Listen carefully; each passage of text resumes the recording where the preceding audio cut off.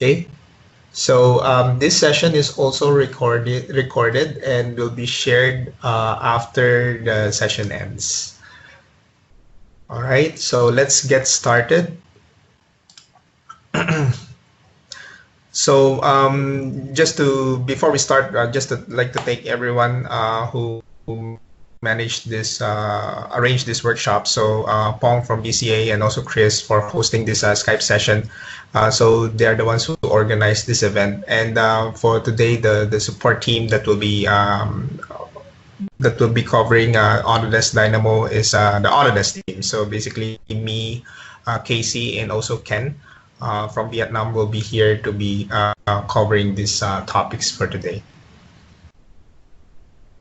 Okay, so before we start, I think you guys have received an email from Pong about the requirements for this session. So this will be a hands-on session. From morning till afternoon, everything is all about hands-on. And you may need to install Revit 2020, install Project Refinery, and also download the datasets that we will be using today. All right, so if you haven't done so, I will just place it in. I think you can just view what Pong has sent out in his email last night, and you can just simply download and install them. So before we start with the actual hands-on, just to give you just a brief overview of what Dynamo is. So Dynamo is a visual programming application. So it sits on top of 6 applications right now in Autodesk. So it sits on Civil 3D, Revit, Advanced Steel, Formit, Alias, and also the standalone Dynamo application. So what it does, it helps you to create different routines in the application. So you can actually customize your own scripts so that it can automate certain workflow or tasks that you do manually in Revit or in Civil 3D or in Advanced Steel. So primarily in the Revit applications, you can use it for automating some of the tedious work that you may need to do in Revit. So one of them, it could be geometry creation, and also like, for example, creating sheets, interfacing with Excel. So those are the things that Dynamo could help you. So if you have identified a specific task that you would like to create in Dynamo, so the intent is that after this workshop, you can create your own scripts, and then we'll tell you later or where to post those queries. If you have any questions in building your script, you can just post it in the forums. But I will tell you that later part of the day.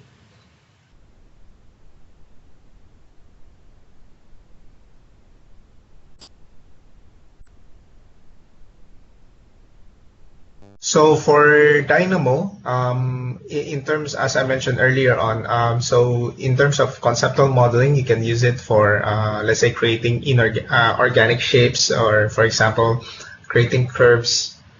And basically, those are the things that you could do in terms of creating conceptual sketches within Revit, or if, for example, Formit. And also, as I mentioned, you can use it for automation as well, creation of sheets, placing rebars, or for example, placing lighting elements. So those are some of the examples on how you could use Dynamo with Revit. So before we begin, so just to cover some of the terms that we will be using throughout the day, so that we are all aligned whenever we want to talk about our questions, our problems, then we can use the same terms when we're having a conversation about Dynamo. So first, we'll talk about nodes. So every command in Dynamo is actually represented as a node. All right, so the ones that you see here on the right side. So what we have here is, so this box here called point by coordinates. So what it does is basically it helps you to create points based on a given X, Y, and Z number. So this box here represents a node where it has an input port, which is on the left side. And then on the right side, you also have your output port, right? So so this is what consists the structure of a node, and it actually has three behaviors. So within Dynamo 2.0, right? So we have introduced these behavior icons. So if it is a plus sign, it means it helps you to create certain, let's say, points or geometries within Dynamo.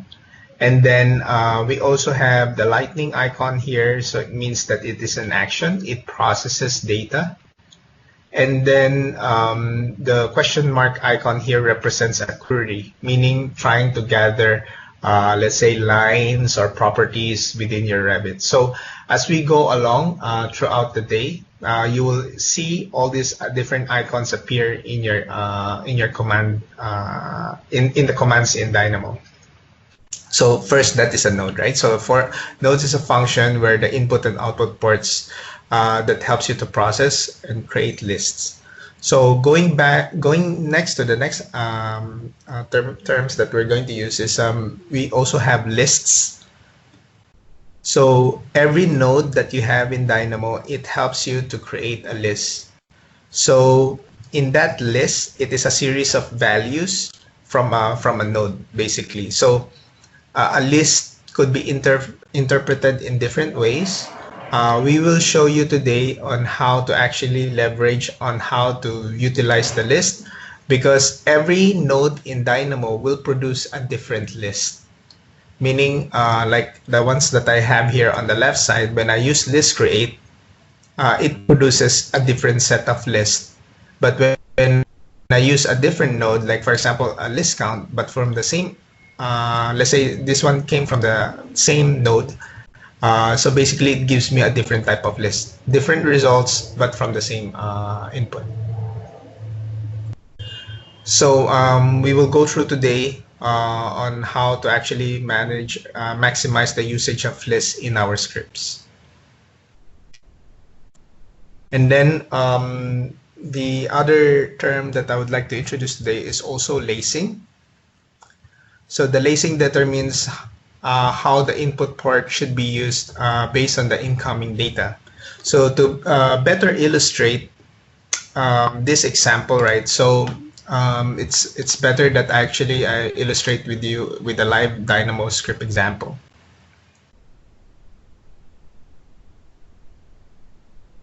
So Dynamo runs on top of your Revit application. So before you even use Dynamo, you have to fire up your Revit application, and then under the Manage tab, you can actually select the Dynamo application from here, and it actually will open up a Dynamo window interface here. So just to point out,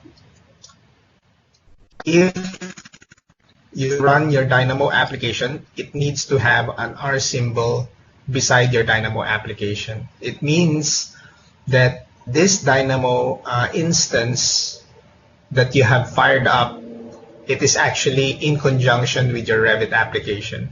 So whatever results or inputs that you place in Dynamo, it is actually using the Revit APIs. So meaning, or the Revit APIs are exposed with your Dynamo application. So for some of you, if let's say you fire up Dynamo, I'll show you a different manner. So if you run the Dynamo sandbox like this, so it is the same Dynamo look and feel, or same Dynamo interface, but you look over here. So the icon here shows you the Dynamo sandbox icon.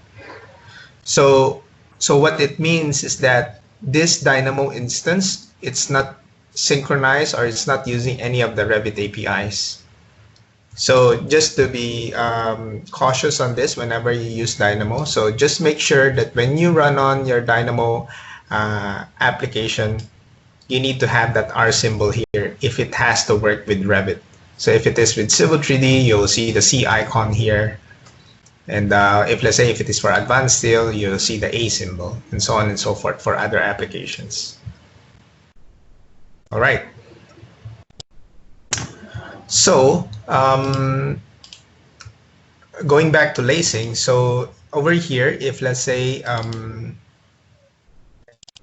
if we're going to talk about basically about lacing, so I have this script over here. So we'll cover the very basics or fundamentals on how to create Dynamo scripts later on.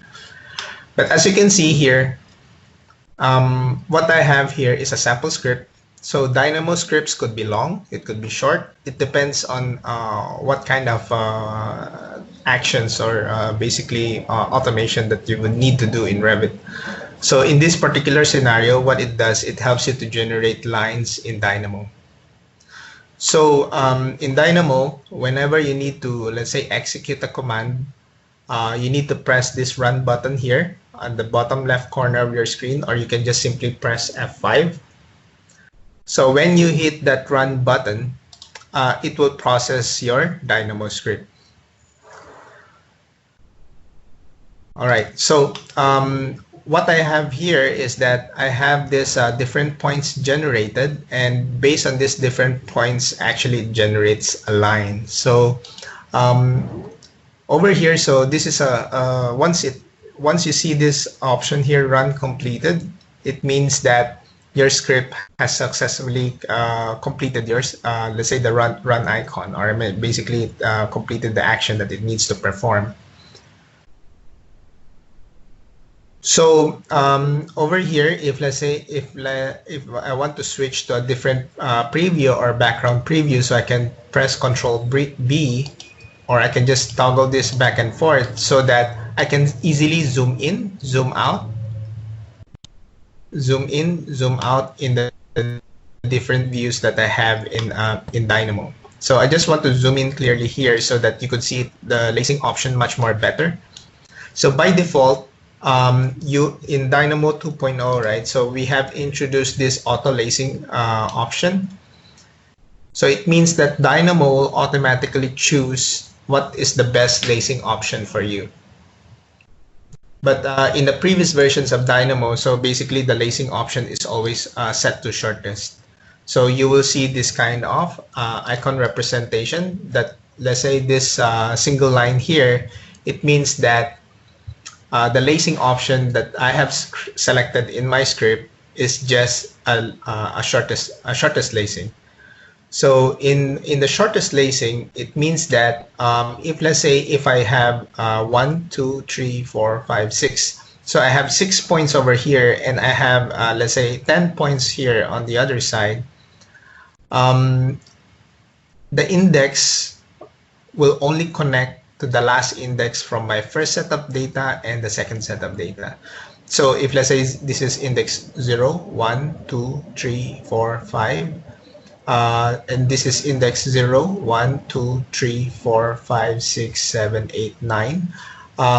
If let's say if I don't have an index 6 in my first set of options here, it will only connect to the index 5th in my second set of output points.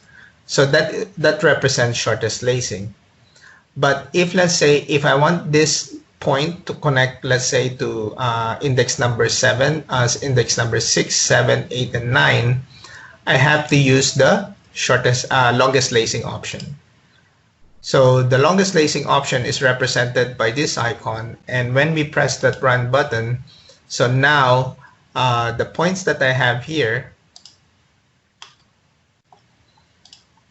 actually tries to connect to index 0, 1, 2, 3, 4, 5, so index 6, 7, 8, and 9. So that is longest lacing. So going back as a review, so when we selected shortest lacing, it will only connect to the last available index that it's paired against with. So if let's say if this is index 5, it will only connect the last data that has an index 5. So if let's say if it is a longest lacing, index 5 will try to connect to index 6, 7, 8, and 9. So the other option here we have is cross product or cross lacing. So you will see this icon representation, and when you press run, it will try to mix and match all the available combinations in your inputs. So for example, index 0 will try to connect to index 0.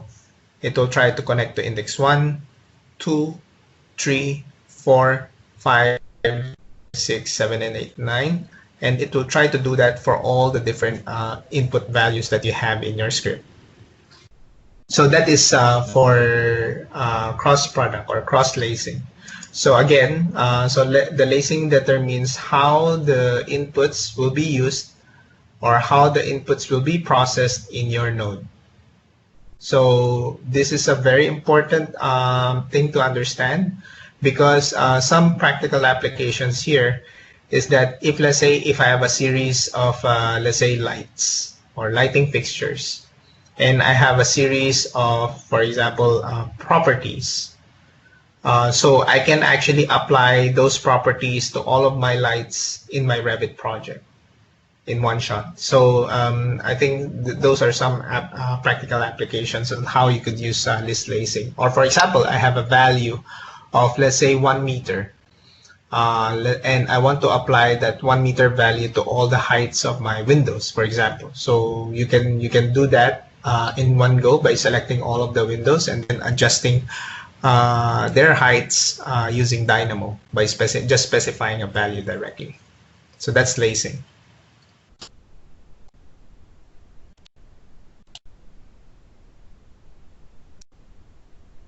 So the next term that I would like to introduce today is what we call as an index.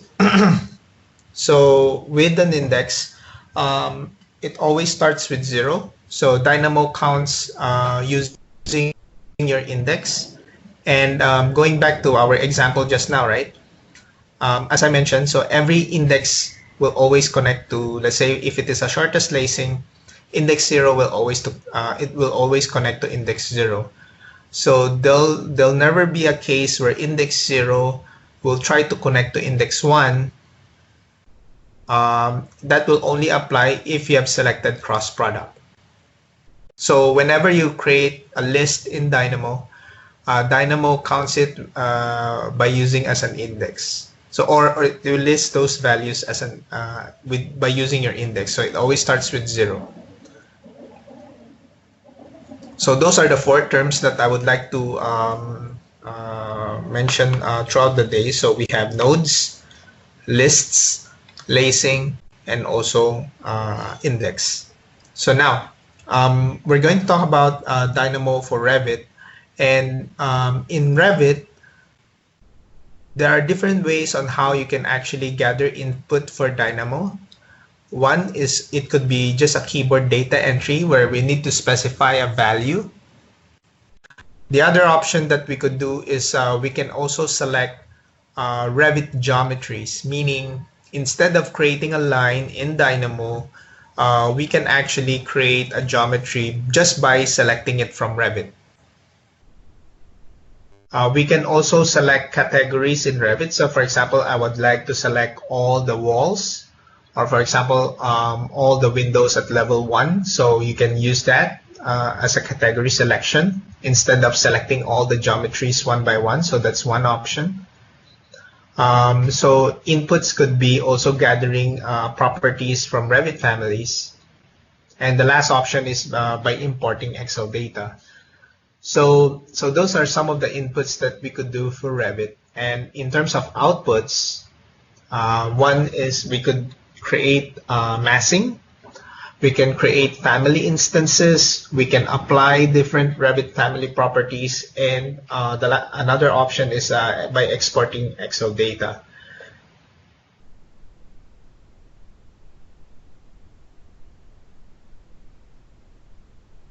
So in terms of geometry creation in Dynamo, so there are 2 options. One is manual, like what we have created just now, right? So we have created lines based on a different set of points, right? And the other option is it could be Revit driven. So it means that if I have a specific, let's say, walls in Revit, I don't have to draw those lines in Dynamo. I can just use Dynamo to extract certain surfaces or edges or faces from the Revit geometry that I have. So there are two ways on how to do that, right? So, but if let's say if you're an architect and you would like to create conceptual drawing, conceptual massing by using Dynamo, so I would go for the manual option because you have more controls on how the form should look like. Or if let's say if you need to create a NURB surface, you could do that with Dynamo as well. So if let's say if you're using Rhino or other surfacing applications that supports NURB surfaces, Dynamo supports that as well. So you can create NURB curves and NURB surfaces by using Dynamo. So before we do the hands-on, right? So just to share with you some of the use cases on how you could do detailed documentation in Dynamo. So one of them is you can use Dynamo to create sheets just by having an Excel, by updating your Excel spreadsheet. So if let's say in your BIM execution plan, you have already the predefined lists of your, let's say, different drawing or sheets that you need to generate in Revit, and you can actually populate this just by using Excel. So that workflow, instead of like right-click creating a sheet one by one, let's say for 50 over pages, you can do it everything in one shot by using Dynamo. So again, let me just repeat. So Dynamo could help you a lot in terms of automating certain workflows in Revit. So another option is, let's say you have created your views in Revit. What you could do here is that you can populate them into your sheets as well. So within Dynamo, you don't have to build everything in one big script. So you can do it in phases as well. Doesn't mean that, let's say I have this entire script that does everything, right? So my suggestion, if let's say if you're just starting with Dynamo, just try to create pizza slices on what you just want to try to achieve. And then you can start building the steps within Dynamo using Dynamo Player. So in Dynamo, starting in Revit 2018, we have introduced this application called Dynamo Player. So if let's say if you're a Revit scripter and you have created your own playlist, I would say, for your Dynamo scripts, you can share your scripts to your colleagues that can help them automate certain processes. So what they could do here is that they can just simply, for example, if, okay, so this one is already fixed. So what I could do here, I can just simply play this script, and then it will automatically play within my Revit application. So that's what Dynamo Player does. And once you use that Dynamo Player, then it can automatically do those steps within different Revit projects.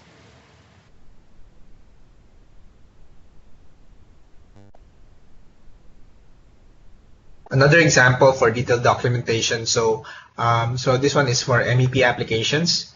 So if let's say if you want to apply, let's say the space or let's say room location within different Revit equipments, you can actually capture the spaces and the location of a particular, let's say this mechanical equipment, right, sits on along the corridor and then at room 49B. So what Dynamo could do is that it could actually identify that this element falls under the corridor and let's say at room 49, and then it could combine that information and place that as a family property in your Revit project. So very useful for MEP engineers out there who actually does this manually in Revit. So one, as I mentioned, one is creation of geometries, or creation of sheets. And the other workflows that you could do with Dynamo is populating family properties.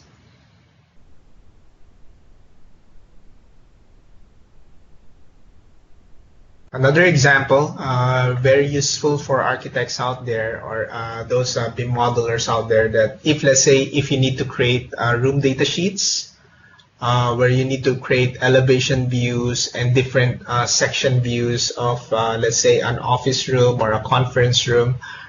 Instead of manually creating this in Revit, you can automatically create this with Dynamo as well.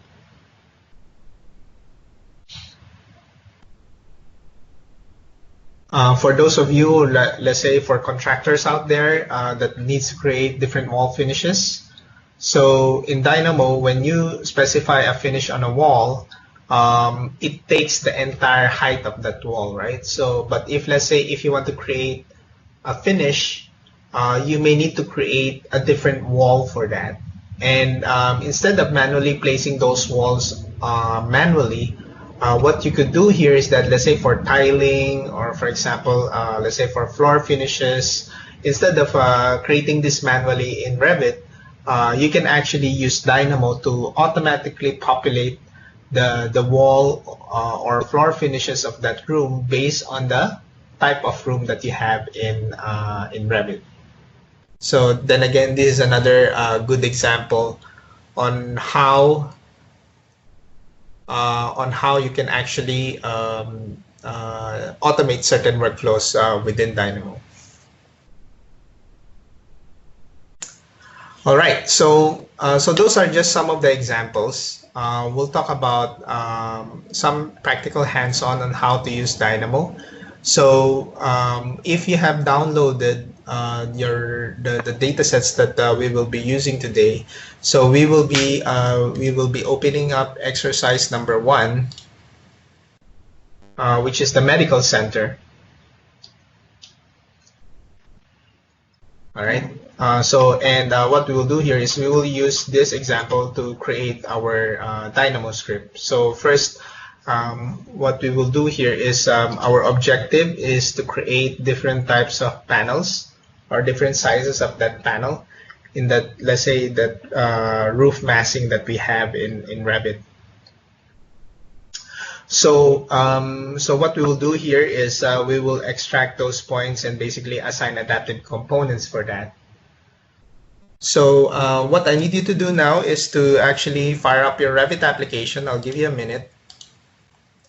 And then you would need to open up the data set that we have shared with you, and you need to open exercise number 1.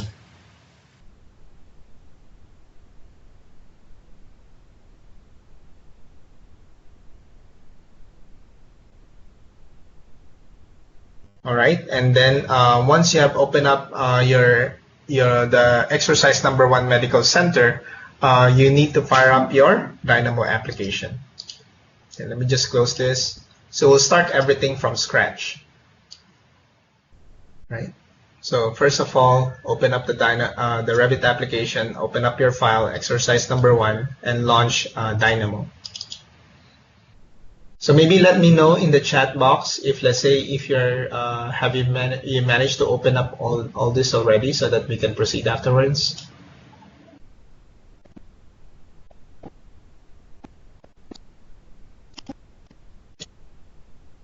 All right. Okay. Cool.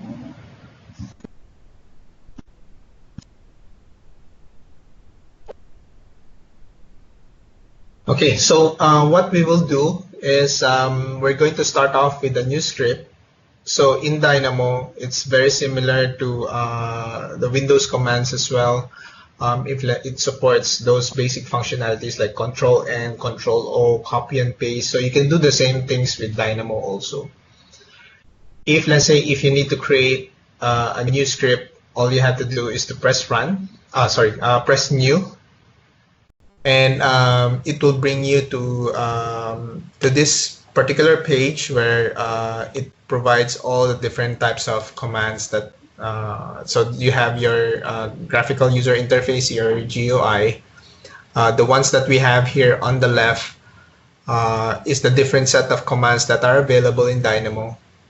So Dynamo doesn't provide any ribbon interface where you can select different types of commands, because in Dynamo you could literally have hundreds, if not like thousands of different commands that are available, because you can customize this as well. So for those of you who just installed Dynamo, as you can see here, I have, by default you will have this. So these are the out-of-the-box Dynamo commands that will be installed when you install Dynamo. But if you notice over here at the bottom, oops, sorry. If you notice here at the bottom, I have different types of packages that I also installed on top of Dynamo. So these packages are actually comes from Dynamo application providers. So you can build and create your own as well. If, let's say, if you want to share this, to the globe, right, or for the entire Dynamo community. I think I saw one LinkedIn post that Surbana Jurong actually created their own package, and they shared this to the Dynamo community as well. So where do we get those packages? So under the packages here, so we have the search for package. So this will connect to our servers to provide the list of different available packages in the Dynamo community. And what we're going to do here is that we may need to install one of the packages over here. So the package is Lunchbox 2018.7.6, right? So this is the package that we're going to use. So within Dynamo, so what I could do here is I can type in Lunchbox, so it will automatically show in your list here. So as you search, and then when you click this one, you can actually select which versions would you like to use. So for this example that we're going to use 2018.7.6. So once you click here under Lunchbox for Dynamo, just click here, and then hit install, hit this install button, right? So it will ask you whether you want to install Lunchbox for Dynamo 2018.7.6, and then just hit OK. So what it will do, it will download the Dynamo package directly under your add-ons. So Lunchbox will appear here as part of your add-on. So why did we download this package? Because primarily I wanted to use this command called quad grid by face.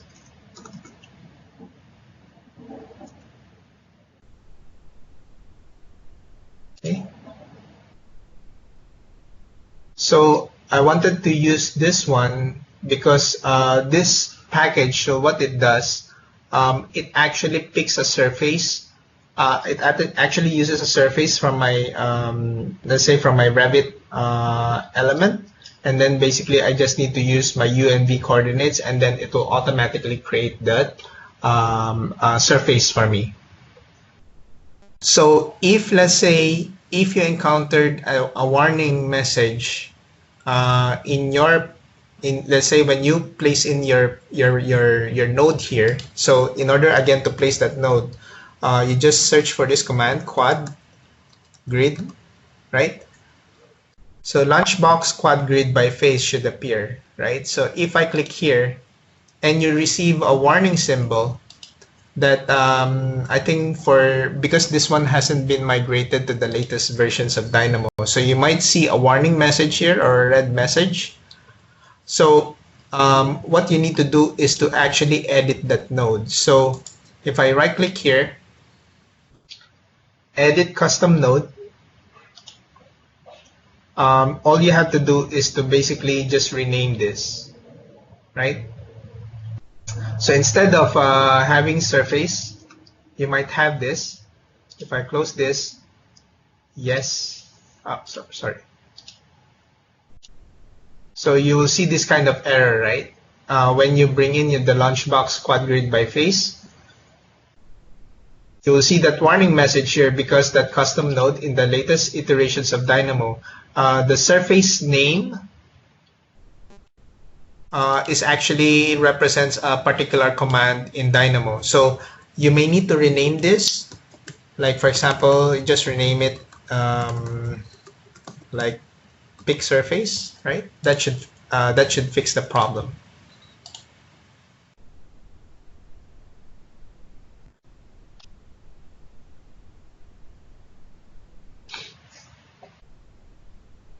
Okay, so again, you just need to install the Launchbox package, and then to bring in that node here in our user interface, just search for quad grid by face and then place that over here. Does everyone can follow so far? Let me know if you guys are facing any problems, yeah?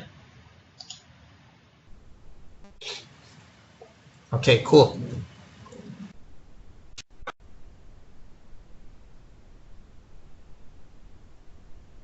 Okay, so this question, so if let's say if you want to change the surface name,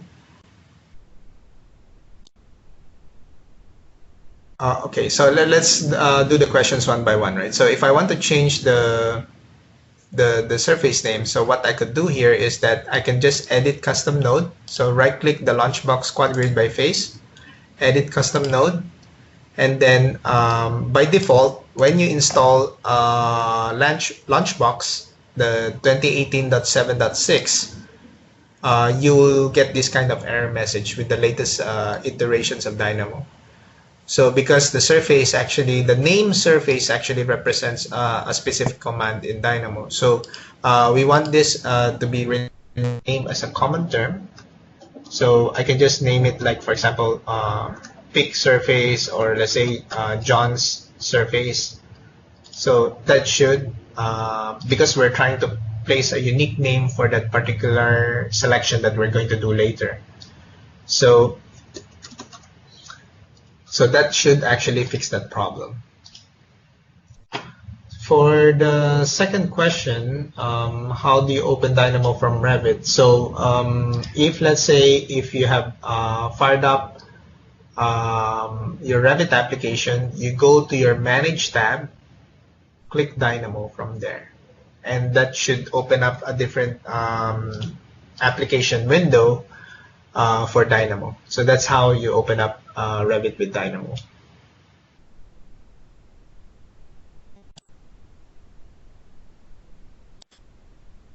Okay, so there's another question, Lunchbox but missing. If it is missing, what you may need to do, you can try installing it again.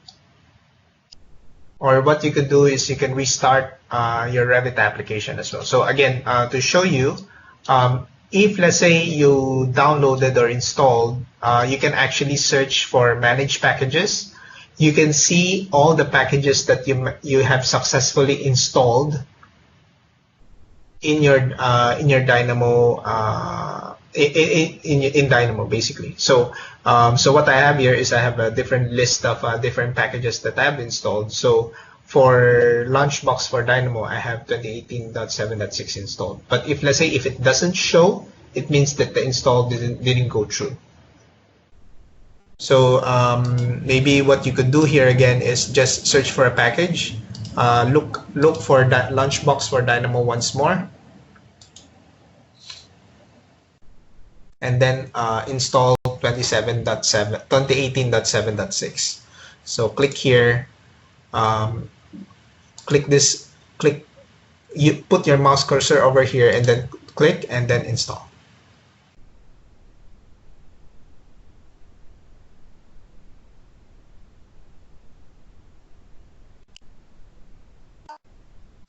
And Ken has actually a suggestion as well.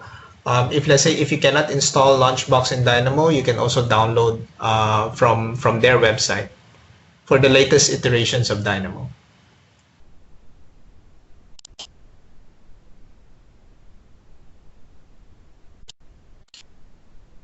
So for Henry's question, if let's say if you have installed the latest version of Launchbox, we can try. I mean, you can use the latest version if you want.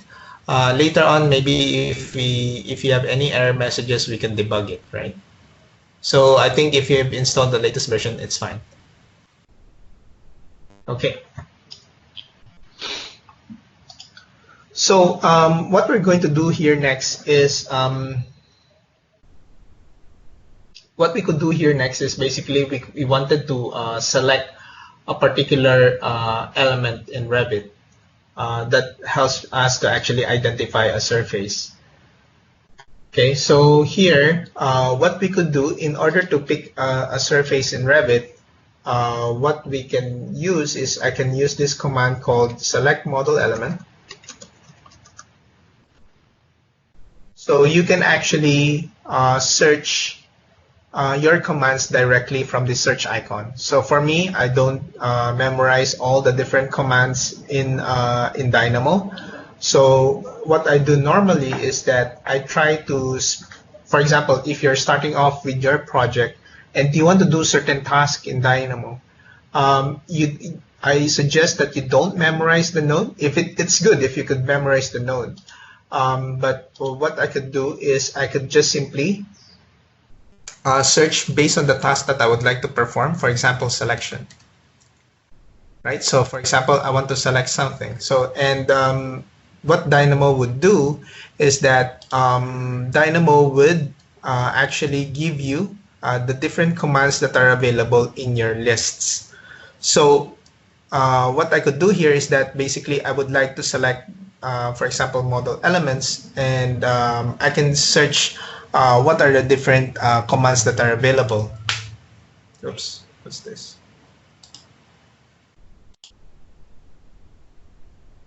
Okay, for example, if I select model element,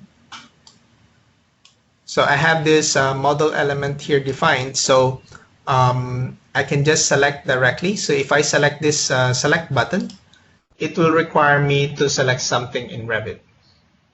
Right, so here, if I click select and I minimize this, I can pick any elements or objects that I have in my Revit application. So if I click here and I go back to Dynamo, a particular element will be selected. Miss Sue, if let's say if you have if your background screen is yellow, it might be because that your edit custom node is still active. You might be seeing this, right? You may want to close this, and that should bring back to the original package, or I would say script that you're building here. So again, if let's say if you see this kind of yellow background, right, it means that you are editing a DYF file. You're editing a custom node. So a DYF means that this is a custom node, and the background here represents that this is not a Dynamo DYN package, but a DYF. So you just need to close that. That should do the trick. All right. So over here, so what we have done so far is that we have selected a specific model element in Revit. So what I would do here is that based on the selection that I've done, which is an element, I would like to convert this as a surface in Dynamo. So what I want to do here, I could actually type in a command called element and search because I wanted to actually generate like faces of that element. So I can type in like element surface, for example. So if I could not find the right command that I would like to use, what I could do here is that I can also do a browse. based on the command that I would like to basically select. So for example, if I'm selecting an element and I want to get the geometry of this object, so I could do that, element geometry, and then when I press run, so maybe that does not work, so element faces, there you go. So from here, if I selected this element faces, I can define this either as manual or automatic. So what I could do here is that then that should show a surface in Dynamo. So here, if I go back to my 3D background preview, if I zoom out, right, because our Revit project is so big, so sometimes you may need to zoom out so that you can see the elements that you have selected in Revit. So that is our surface. That is one workflow. So another workflow in Dynamo is you could also do a selection based on just by selecting the surface itself. So if, let's say, if you do, for example, let's do a selection.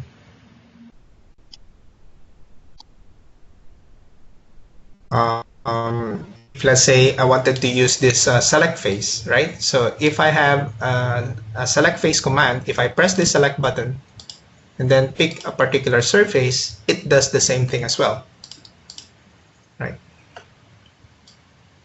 So what it does here, basically, it generates out, for example, I want to actually use this watch 3D node. Press run. It provides the same thing as well, right? So in Dynamo, so how you can actually hone or refine your skills in Dynamo is you can actually simplify your script. So instead of having, let's say, 2 nodes, you can actually do it in one step.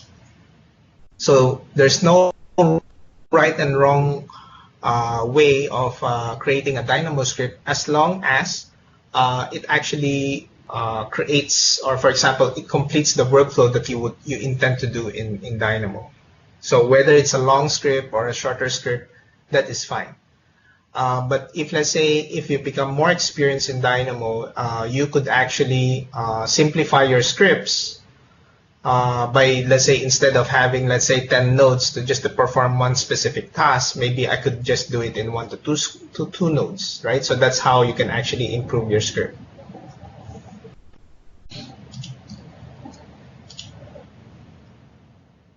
So what we have done here, because why we selected this face, because the requirement for this package is for you to pick a surface, right? So what we will do here is that in order to connect that, so all we have to do is from the output port, we just connect that input port. So that represents the surface that we will be using for this particular node. And what I have here is a U and V, means that we need to provide a value for the number of, let's say, segments that we will have in our U coordinate, and we will have to provide a number of segments for our V coordinate. So this is mostly the coordinates for any surfaces. So what we will do here is I can specify a number. So to define a number in Dynamo, you can use this command called number. Right? So in the number node, you can specify a value, whether you want, let's say, 5. You just type in the number 5, and that would represent that number that you want to populate for your U, let's say your U value here, or your U input. I can use, so an output node or an output port can actually connect to multiple inputs, but an input port could not take multiple, let's say multiple inputs as well. It can only pick one. So just to take note, so basically, if let's say if I want to combine this, you may need to use a list create, but we'll talk about that later. So what I have here is I have my U value here that represents 5. So I can actually use the same number for my V value. So as you notice that when I actually, the header here is actually blacked out and the header here is grayed out. So if let's say I specified that this one is actually my input to, so let's say my output port connects to this V input here, and this one automatically blacks out. It means that all the inputs has been, has been completed. It means you have defined all the inputs. So once you actually see this blackout, now you can actually run your script. So if it is set as automatic, it will automatically run for you. But I suggest that if, let's say, if you just started using Dynamo, so I suggest that you always set this as manual. And whenever you completed or added the new node, you can just simply press run from there.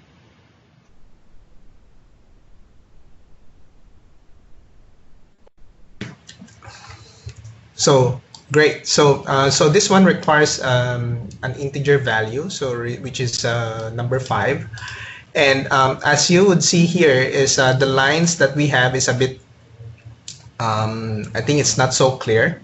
It's because whenever you process information in Dynamo, it always creates a duplicate or another surface based on the previous output, right? So when you hover your mouse and click, for example, a particular node here, it will provide a preview of that result. So if I right click here and disable this preview button,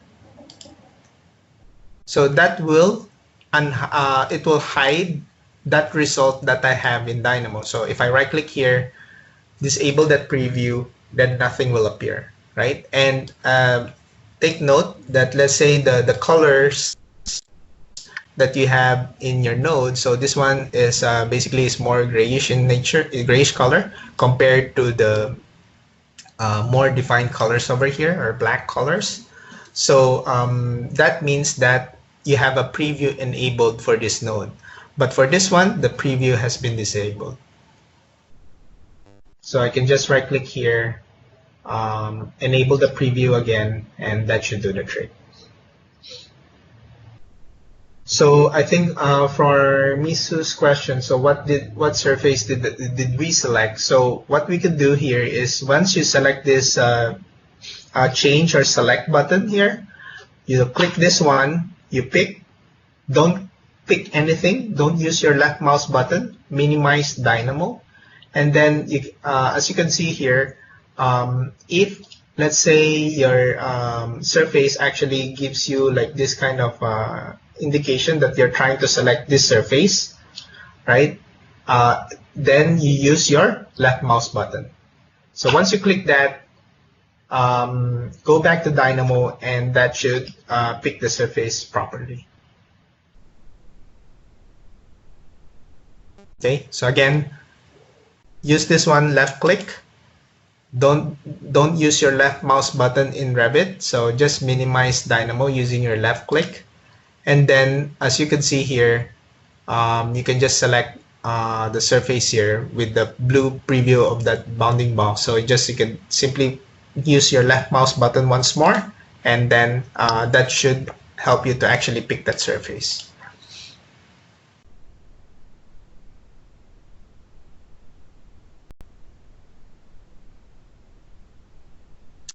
For Harry's issue, do you see a 3D preview here? If you don't see, it means you may need to reinstall Dynamo for that. I've read some articles on this that some users could not see the 3D preview. Maybe later, maybe when we do the break, we'll try to debug your issue. All right.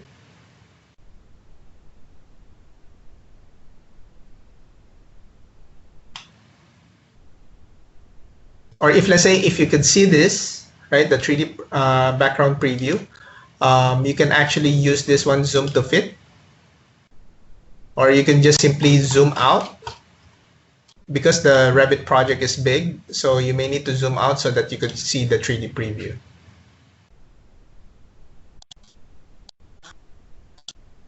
All right. Okay, so in terms of like creating different types of shapes in Dynamo, so what you could do here is instead of specifying a number manually one by one, so what if I want to try with a different number? I wanted the number to be, let's say it could be 8, it could be 10. So in Dynamo, what it helps you is basically once you type in the number, it automatically updates the sizes for you, right? So instead of manually drawing this in Revit one by one, instead of having like, for example, 25 panels, I can easily change it to 64 panels, right? So that's how Dynamo could help you in terms of like automating some of the workflows, let's say creating, let's say floor tiles, or for example, let's say roof facades. So these are some of the practical applications. But what we want to make it interesting, and instead of like specifying a number one by one, I would like to introduce a slider. So we have this feature called the number slider, right? So over here, once you selected the number slider, you have this from minimum 0 to 100. So let's just say that, okay, I wanted to play with numbers based on, let's say, from 0 to 10, or it could be starting from, let's say, from 5 to 10, and basically there'd be a step of 1. So when I move my slider, it will change from the number 5, 6, 7, 8, 9, up to 10, right? So if, let's say, I use this, and I want this for my U value here. So now I have a number slider that I played with 5, 6, 7, 8, or for example, let's try 5 first. And then when I press run, you could actually create 5 U's, and then basically I have 8 V coordinates here, or lines, right? So over here, in the event that, let's say, you want to actually automate the change or the updates for your U value here, so I can just set this as automatic. As I change this number slider, Dynamo automatically runs and updates the number of U panels for me. So let's say from 6 to 7 to 8, I can just play that, and that automatically updates. So that is for automatic.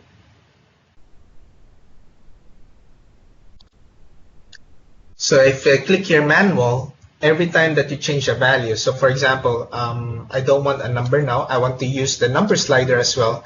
So I can use the copy and paste over here, connect it to my V value here, and then let's say I would like to have, let's say, 7 U values and then 5 V values. So if I press run, this will provide you a different quad grid.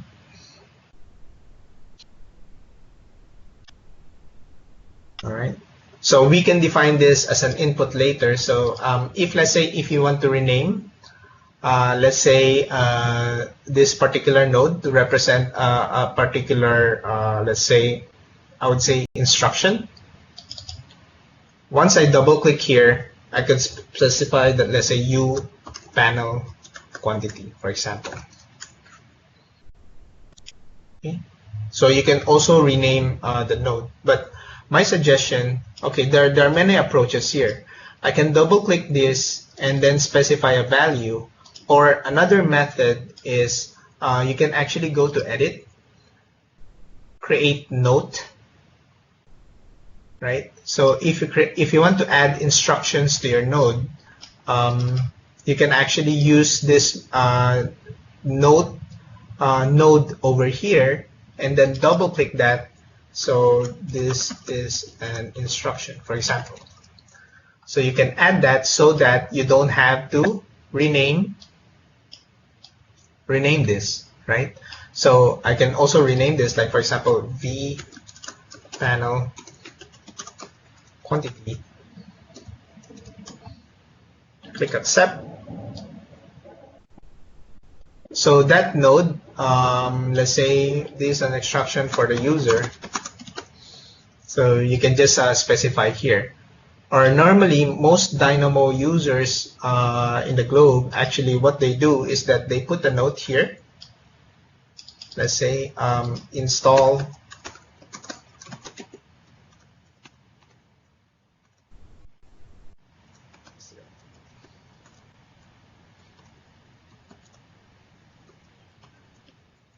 So you can add these instructions over here so that when they launch this Dynamo script, they can find out what are the requirements for this particular script. And if, let's say, if you want to actually combine these two together, what I could do is I can just click, press Shift, select this new node, and then right-click, create group. Right, so that when I try to move this group, the instruction node and let's say this number slider node will go together. So you can add this, then you can just add additional nodes here, right? So you can do this for any nodes that you have that you would like to form as a group, so that when you move them across your script, all of them goes together.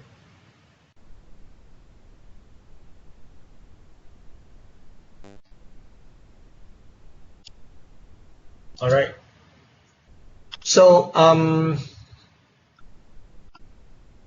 I think for those who are facing crashes, right? My suggestion is maybe you can just maybe restart Revit, or what you could do is you could save your script first and then try running it one more time.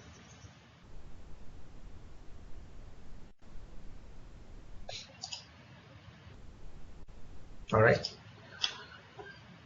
Okay, so our goal here is basically we wanted to actually generate out a panel. So because we have generated these panels in Dynamo, we wanted that panel to reflect in our Revit application. So you might see this in your Dynamo interface where you actually see blue lines over here. Okay, let me just flash Revit once more. You might see some blue lines that is hovering across this one, right? So that is only a Dynamo preview. It doesn't mean anything in Revit at all. So if, let's say, you see this in your Revit application, it means that that is only a preview. It doesn't represent any elements whatsoever in Revit. So my suggestion is what you could do is you can go to View, go to Background 3D Preview, and then under Available Previews, you disable, okay, let me just bring this up. Okay, View, 3D Background Preview, Available Previews. You have to switch off the Revit Background Preview. I suggest that you switch this off. Okay. For those of you who might not see any geometries also, maybe because the background preview is also disabled, but just make sure that you uncheck the Revit background preview so that you don't see all those blue lines over here. Okay.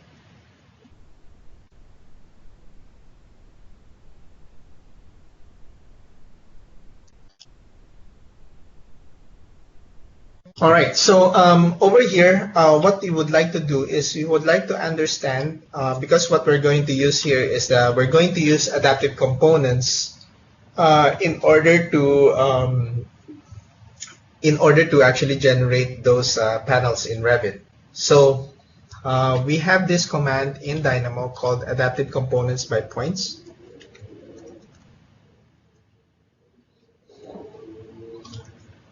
All right. So over here, so what it requires an adapted component family type and also the number of points that we have in our panels. So over here, to search for this adaptive component by points, all you have to do is to type in adaptive components.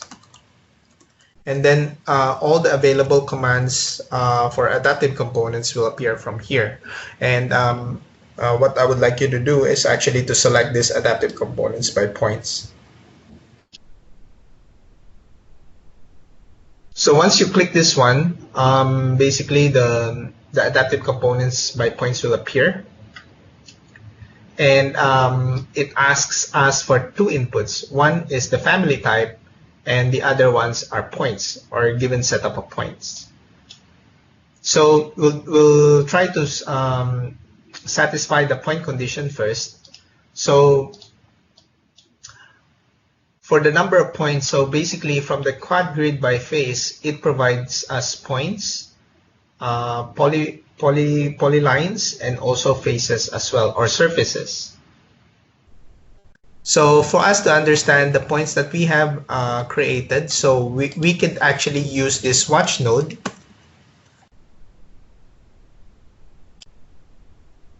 Right? So if let's say if I connect my panel points over here and I press run, so it will give me the series of points that is required for my adaptive components. So over here, the adaptive components that we're going to use is already loaded in the project. Basically that adaptive component node, or I would say family, actually requires 4 points. So what we see here, okay, so this one is I'd like your attention on this, because what you see in our list in comparison to the previous ones that we have generated, okay, let's say I'll bring this up over here. Sorry, I just want to emphasize something here. So we are all in agreement that this is a node, right? And a node actually generates a list, which is here at the bottom. So the list that we have over here is different to what I have here on the right side. So this is what we call as a normal list, where actually you have your list and you have your index values. But the other one that we have generated just now actually gives us a list of lists, meaning this list is actually a list within a list, right? And it is something that we may need to manage, because what we only want is only a list that has 4 values. So what I have here is I have a list of lists that contains 140 lists, and within that 140 lists, it has another 4 lists inside. So we may need to simplify this. So in order to do that, or to simplify that, we can use list at level. Maybe later on when we're creating more complicated scripts, we'll use list at level. But if let's say we want to simplify this, we have this command called list flatten. Or I would say flatten. Right? So with the list flatten, it will ask you for the list that you would like to simplify and for the amount. So the default value is -1. So if you notice that some of the nodes in Dynamo, although we didn't actually specify any numbers, it will automatically black out, because for some of the nodes there are some default values predefined, right, which is -1. So for the sake of testing, so what we will do is I'll just simply press run.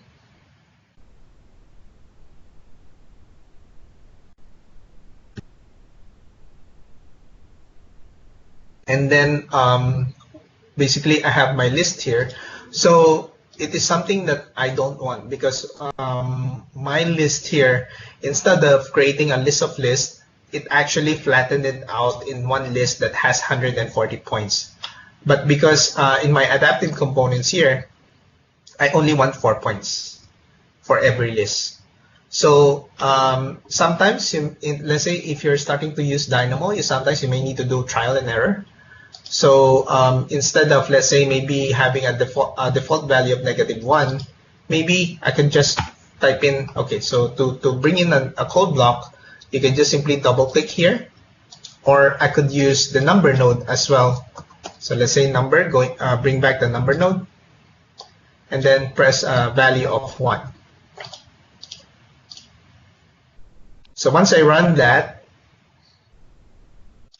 and look at my list here, so now I have the proper structure. So I have a list that has 4 points, and then another list that has 4 points, which is just nice because that is the required organized data that I need for my adaptive component. So I'll park this over here. So now for the family types, as I mentioned earlier on, you can do selections, let's say directly from Revit. Or the other option is for you to actually select the category or the type inside Dynamo. So in Revit, if you go to your Revit field here, or I would say list here, once you selected this drop-down arrow, there's a tab here, selection. You can actually select based on family type. So go to Revit, go to Revit list, go to the selection list. You can also browse for the commands in Dynamo. Or what you could do, you can just simply type in family types, right? Much more easier. So in certain cases that the search doesn't work well for you, you can also browse, right? So if I click here, family types, I can select all the family types that is loaded in my project. So meaning all the family types that appear here is all the family types that is loaded in my Revit project. So I have my adaptive component here. So we will use the adaptive component, right? And then under family type, connect it over here. So once we press run, so now the run has completed. So that should show all the panels in your Revit model. Right? Pretty straightforward, right? So what we have done so far, this is a very simple script. But if, let's say, in the event, let's say the client requires a different set of values, or for example, the manufacturer comes back to us that the panels are too big, can we reduce the size? Then making those design changes is much more easier now. So because if, let's say, if I just, okay, I want to have, instead of having 35 panels, I would have maybe 81 panels, right? So if I press run over here, you can automatically generate all those number of panels, right? Very easy, right? So, and it also updates your Revit project. So again, to select that family type, so you have to bring in that family type in Dynamo. So search for the command family types, bring that in. So you have a drop down here that shows you all the family types that is loaded in your Revit project. And in the Revit project that we have so far is the adaptive component is already preloaded, right? So you just select adaptive component and then use that family type as your family type input over here.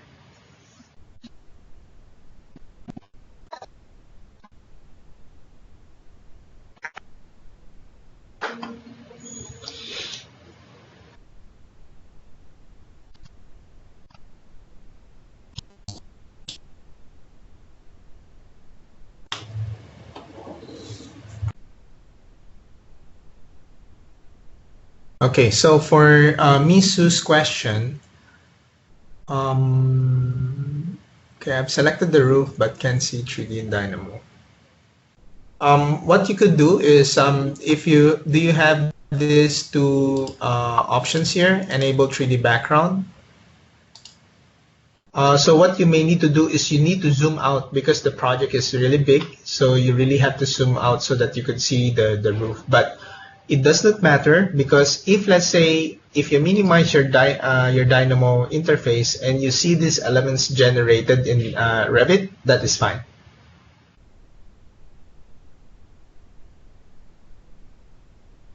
Okay. If you could see this in Revit already, if the panels has been created, that is totally fine. Maybe you just didn't manage to zoom out properly.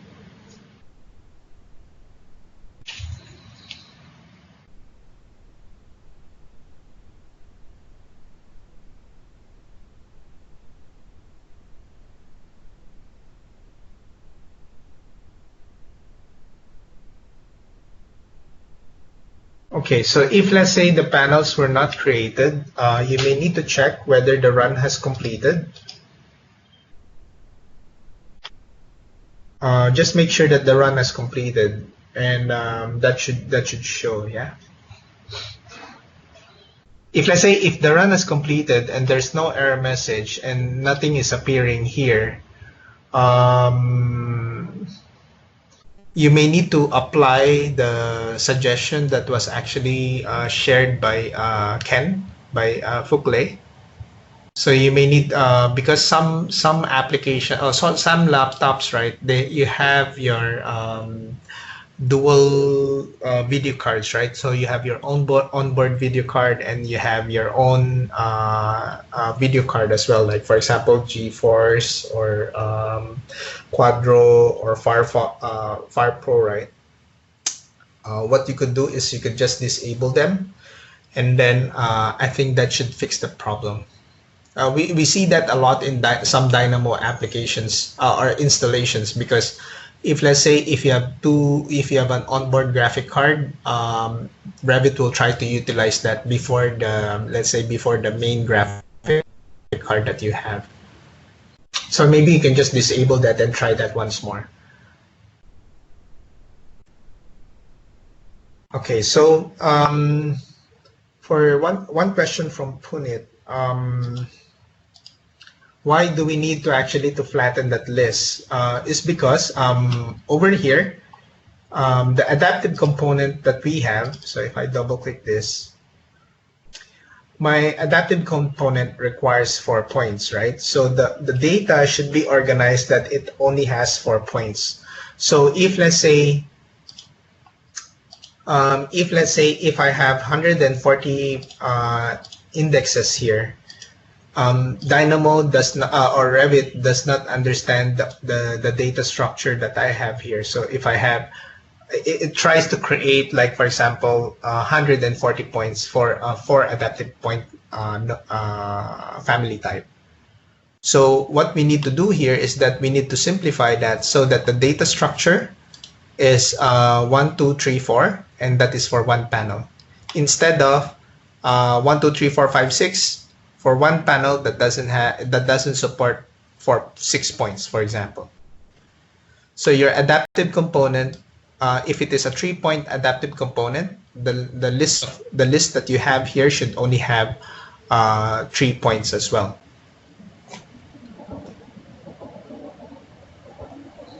Okay, so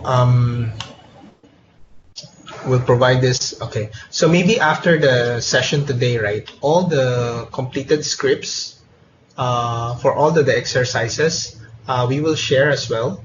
So in the event that you miss a step or you could not perform it, maybe you could try it on a different machine and then you can run the scripts from there as well. So the intent here today is for you to understand how the application works.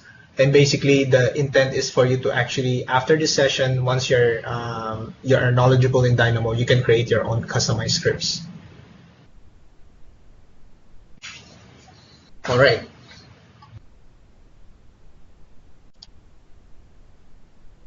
Okay, so what we'll do next is we will actually, okay, so now we have created the patterns, but we don't know what is the sizes of those panels, right? Because maybe a fabricator or a contractor comes back to us that the panels are too big, and we would like to find out what is the length of those panels. We want to know where's the maximum length and also what is the maximum area of those panels. So the intent here is for us to understand this, and we would like to actually Dynamo report out those results, right? Because based on the number of panels that we have here, we don't understand the length of each panel, right? For example, the manufacturer can only manufacture up to 5 meters, for example. Of course, we can measure that directly from Revit, but what we would need to do is basically we would like to extract that report from Dynamo. All right. So what I will do here next is I would like to capture the lengths of that particular panel. So I would need to use this feature called curve length.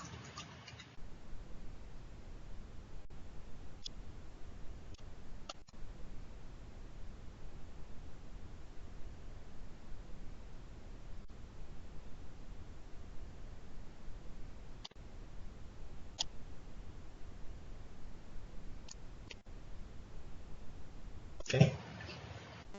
So you can type in for this curve.length. So what it does, for us to understand the length, it requires you a curve.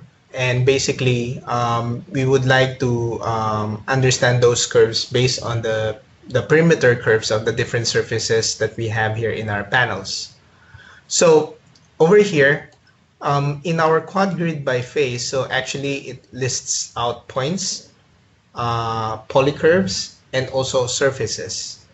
So what we will do here is I'm going to use, instead of using points, I will use a different approach. I will use surfaces. So what I will do here is I will use the watch command. So I'll use search for the watch command once more. Watch. And then under panel faces, connect this one over here, whether this one is giving us surfaces, right? So I have my list here, and basically these are the different surfaces that I have in my panel. Okay. So in total, we have 81 panels over here. But maybe just whenever we process that information, so you can keep the current value that you have in your screen. But for me to actually to increase the processing time, I'll just simplify this to maybe up to 25 panels for now. So if I press run, okay, so at least I only have at least a few sets of data that I have to play with. So what I will do here is that I would like to report out all the curves of these surfaces, right? So instead of, let's say, because this one is a list of lists, what I could do here is I can use the what we call as the I would say the at levels, so use levels in our nodes. But in order to extract, because this one is a surface and the input port here requires a curve, so this one won't work. So if I click here, press run, I will have an error message because the output here is actually a surface, but the input that it requires is actually a curve. So we may need to put an intermediary node that translates that surface into a curves.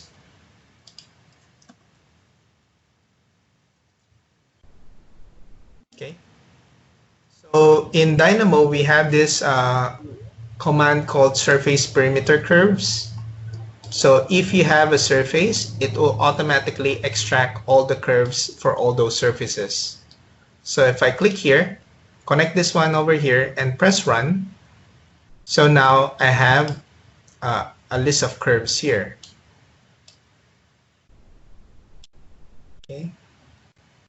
And since we're not interested, because we just wanted to understand the maximum length of those curves, I can actually simplify this so to have it as one list. So what I could do here is I could use a list flatten command. Okay, so click here.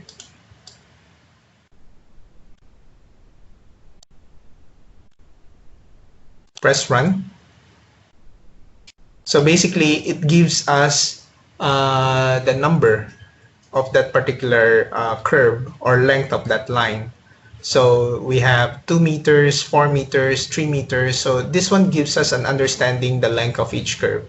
But if let's say if I want it as an entire list, or I want it as a flattened list or as one list, I can just use the flatten same command. So I'm just going to use the list flatten node, and then use this list over here and then press run. So now I only have 100 lists of values here. Okay, so going back, so what we have first started off first is we captured all the faces of that panel, extracted the curves of that panel, and then using the curve length function, it actually tries to capture what is the total length of each curve for each panel. So now we have all these values over here, but what we don't want to do is that we want to, you can actually export this to Excel and try to find out what is the maximum length, but we want to know which curve is the highest number, right? So what we could do here is that instead of interrogating the values one by one, we have features in Dynamo that could help you try to identify the maximum number. So what we have here is list maximum.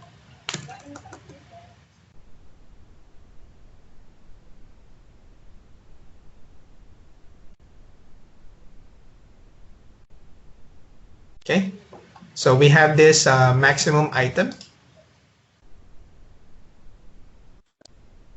And then if I connect here and then press run, I could say that, okay, that the maximum length is actually about 5 meters, right?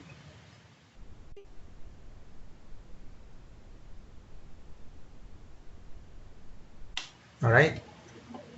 And then if I want to do the minimum item, so I could also use the list minimum, right? And I would have, when I press run here, then the minimum value is about 3 meters. So maximum is about 5 meters and the minimum value is about 3 meters. All right. So our script is getting more complicated now. So as you can see, this is what we have. So what we have so far, just a quick recap. So we extracted all the surfaces and generated out the panels, right? So if let's say the contractor came back to us that the panels are too small or too large, and if let's say I can only create let's say a panel that is, let's say, less than 5 meters. So now I can start playing with Dynamo. Okay, so if let's say if you cannot manufacture a 6 meter, for example, glass panel, I can actually change my values here. So if let's say if I want to change it back to, let's say, 9 and 9, and then once I press run, so all the values will be recalculated, and Dynamo will report out, okay, that now my maximum edge length and minimum length will be updated. Now the maximum edge so far is about less than 3 meters, and the minimum item is about 1.5 meters. All right, so maybe, sorry, I think based on our agenda, we'll just pause for a quick break, maybe take some bio break. And then if let's say if you have any further questions, you can just type in the chat box. All right, so we'll pause for maybe just 5 minutes.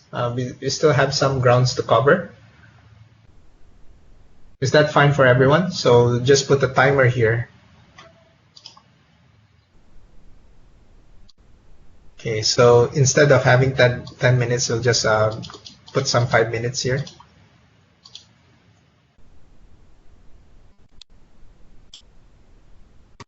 All right. Okay, maybe get some bread or some food or coffee, and then we'll resume maybe after 5 minutes.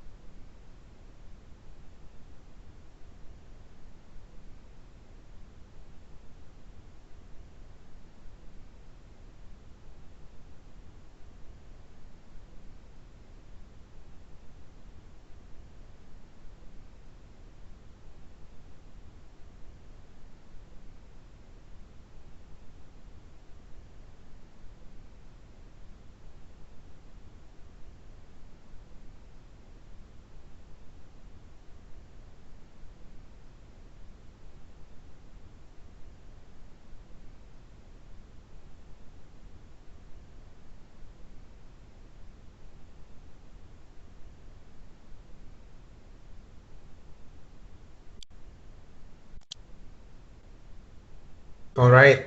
I think 5 minutes is up. Hopefully, you guys managed to get some refreshments or went to the toilet to actually just to freshen up.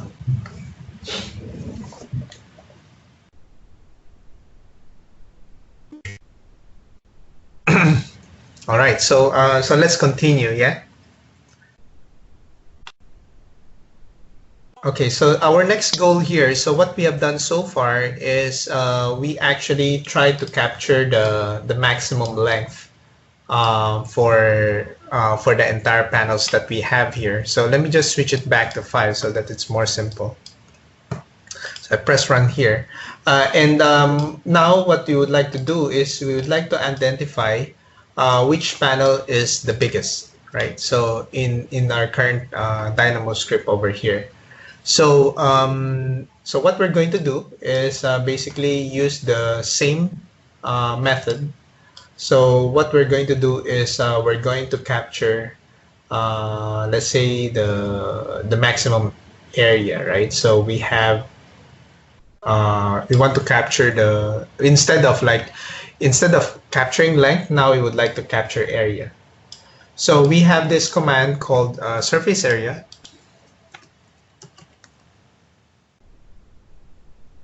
So going back to what we have discussed so far, every time that you search for a particular node in Revit, it will tell you whether this one is a query node. So basically that surface area, it will try to identify the area of that particular surface. So if it is a plus sign, it actually it is a constructor, so it helps you to create. And then if it is a lightning here, it means it's an action, right? So what we're doing here is we're going to query the surface, right, over here. And same thing, so we can use the same surface that we have previously. And then press run. So as you can see here, it will actually calculate the total area of this particular panel. And in the event that, let's say, because Dynamo tries to actually the number of digits here is a lot, and if, let's say, if you want to round it off, we can actually use or introduce this node called math round. So you can actually round off based on the number of digits. So there's this one that is a predefined, or the other one is basically you can specify the total number of digits. So over here, so I have my number here, and I want to actually my digits maybe just 2 digits only.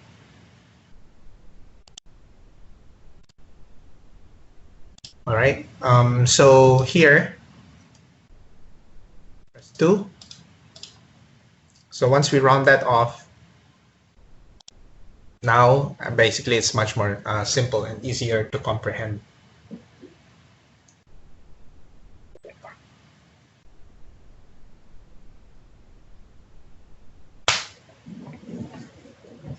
So I have this list generated now, and what I would like to know is, okay, I would like to understand which panel is the biggest, right?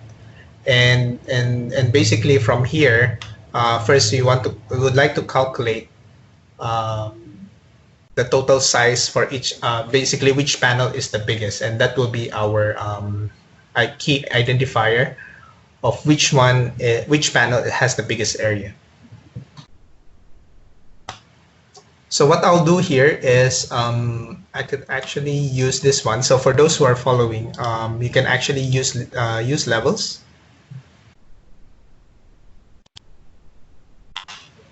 So if you want to simplify this, you can use the list flatten as well. Or if, let's say, if I want to use only at, let's say, level 1. So you would see here that the list, instead of having a list of lists, it only captures basically the list of that particular level. As you can see over here. So let me just hover, zoom in closely here. So if I use list at level, it only captures that list based on a particular level. So what we have selected is surface at level 1. So it only captures this list. So it means that the list is already flattened if we selected at level 1. So if, let's say, we selected at level 2, so this one is an advanced step introduced in before Dynamo 2.0. I can't remember the exact version, but this helps you, instead of introducing a list flatten, you can actually use a list at level. So if I want at level 3, there you go, right? So it becomes a list of list of lists. But if, let's say, if you're not familiar yet with the list of levels, I strongly suggest that you guys play around with this one because it tries to simplify of introducing another list flatten here. So let me just show what I mean. So if I press run, so I have this list of lists, right? And if, let's say, if I want to introduce a list flatten, or flatten. Okay. Like this. And when I press run, it is the same result as what we had selected. If, let's say, if I use list at level 1, it's the same result when I introduce a list flatten. So again, when you hone your Dynamo skills, it's okay. What is this? So what you could do here is that basically you can use list. You can use list at levels to simplify the total, basically the script that you have here. So instead of introducing like another node here, I can use list at levels, and that actually simplifies my script even better. Okay, so if I press run, same result. So now what we have done here is that we have actually rounded off the total surface area for every panel. So now we would like to calculate, okay, which panel is the biggest, right? So we can use the maximum item again.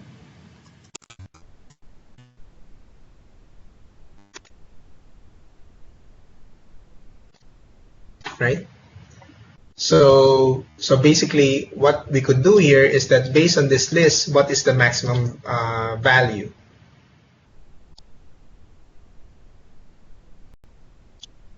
Right? So here, I could say that this is the panel that has the maximum value, but we don't know which one yet. So for us to understand, based on this list, which one is the maximum value based on this list of panels. So what we could do here is we can introduce this command called equals and equal sign. So this one is a mathematical operation. So basically what it does, based on the x value, because what we intend to do here is that we would like to find out which one of these indexes has this 1567421 kind of number. And if, let's say, this is only 25 right now, so it is manageable. But what if you have like 81 number of panels over here? So I don't want to go through the entire list trying to search for this number. So the purpose of this equals and equal sign here, so it's a mathematical operation. So based on this number, it could actually report out, okay, which one is an equivalent number based on this value that we have indicated here. So in this list, we have, okay, number 2 and number 22 here. So there are two panels in my view here that has actually the same value as such as this number. So it makes sense, right? So instead of searching for an actual number, I can actually search based on true or false only. So that makes it easier. So once you actually, okay, now I understand which one, which panel is it. We can actually use a masking feature that, okay, so I have, okay, now I want to reflect that based on a particular surface. Now we want to know where in, which one in Dynamo actually, which panel is it, right? So it could be panel number, let's say surface, in this case, right, it is the surface number 2 or index number 2 and index number 22. So what I could do here, I want Dynamo to actually report back these two surfaces, index number 2 and index number 22, which is over here. So basically, those are the two panels that are the biggest. But because since we already understand that index, right? But what we want to do now is that we wanted to let Dynamo to filter out and mask that information based on the true and false values that we have over here. So we have this command called list.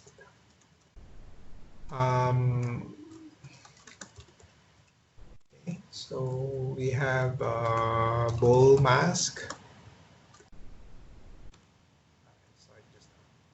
Okay, so we have this command called filter by bool mask. So we have this list of values, which is the surface that we have flattened just now, okay, over here. And then the masking values is whether true or false. So once I press run over here, now Dynamo reports out, okay, which, using the watch 3D function, okay, so once I press run, so now it reports out those two surfaces. Okay. So what we have done so far, maybe just a quick recap, is so what first we have done is basically we identified what is the maximum length for our panel. And the next step that we did is that now we understand, okay, that is the panel that has the maximum length. Now we want to calculate its surface area. So by using the commands for surface area, we are able to capture the actual surface area. We rounded that off. And then based on the maximum value, we tried to filter out and identify which panel is the biggest, right? And in our result over here, so we have index number 2, which is the one over here. Let me just hide the surface, hide preview.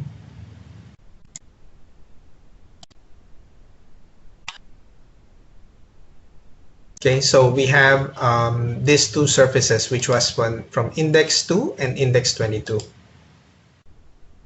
Okay, so the one here, index surface 1 and 2.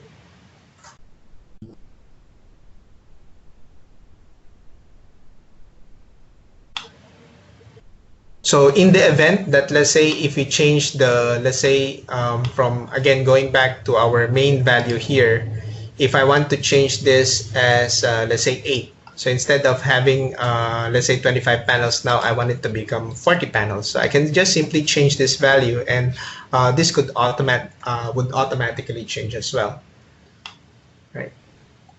So maybe the number of panels here could vary based on the inputs that you have defined in your selection just now. So using these values that we have captured, so we use the equals and equal sign to actually identify which one in the list actually has this value. So in this case, it has index number 2. And in this case, there's only one. So in this case, right, instead of having two panels having the same number, now I still have 2. So now instead of index number 2 and 22 just now it's index number 2 and index number 37. So it depends on the values that you have defined.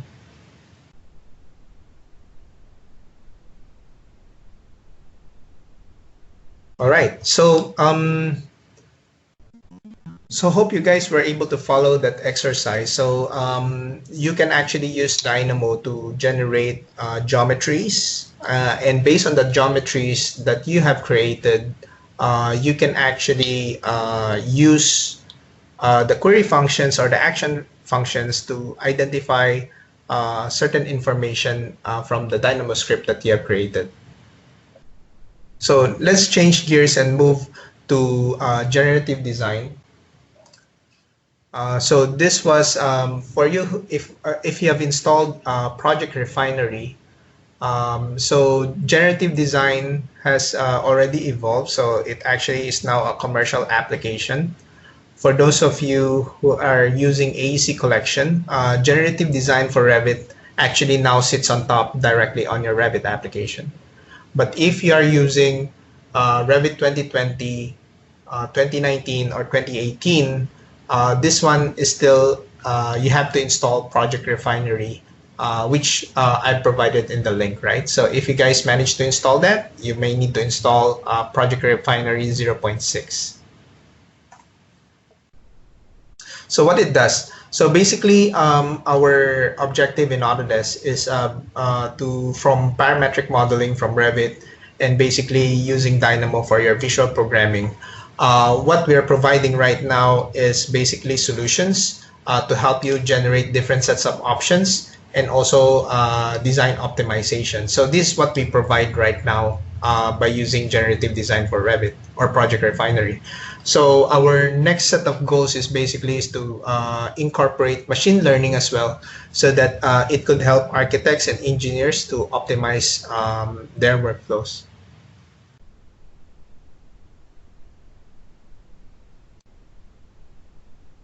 So our approach for generative design is first to gather that data, generate that models inside inside Dynamo, and once we actually have created those models in Dynamo, we can actually define the inputs, run it in Refinery, and basically select the type of results that we're going to use. So this one is an example of, let's say, for generating different sets of massing in Dynamo. So based on an existing layout, and basically when you generate your, let's say your Dynamo script, you have to define your inputs and outputs. So that will define your constraints. And once you created, let's say your Dynamo script and it works, you can generate different different set of outputs in Project Refinery or generative design in Revit. So instead of manually, remember when we created the example just now, when we actually try to specify 8 or 5 or 8 or 9, so there are many iterations that we could actually perform when we're generating those panels. So instead of doing that one by one, what we could do is we could use generative design for Revit to come out with different sets of iterations rather than specifying the numbers one by one. So because there could be literally like different combinations, like for just now our example where I have, let's say instead of 25, should I have 40, should I have 81, should I have different sets of combinations of numbers. So instead of trying that out manually one by one, what Project Refinery does for you, it helps you to refine your results based on the criteria that you have defined. So a good example here is that, okay, now because the manufacturer told me that the number of panels should be only maximum of 3 meters or maximum of 2 meters. Now I have a criteria that I can specify that, okay, what Dynamo should do is that tell me what is the input that it requires based on a 2-meter allowable length for an, let's say for a glass edge, right? So based on that, Dynamo can help you define, okay, what is the right number for that input. So instead of playing with different possible combinations, Project Refinery or generative design in Revit could do that for you. So it could provide you like a visual output and different sets of combinations based on the criteria that you have defined. So hopefully that makes sense for you. So there are many applications for Project Refinery. Just now is for different massing generation. This one is basically trying to optimize, let's say, the curtain wall sizes. So let me just fast forward my video here. Okay, so what it does basically based on your value, so Project Refinery can basically select what is the best possible combination when you're using it in Dynamo.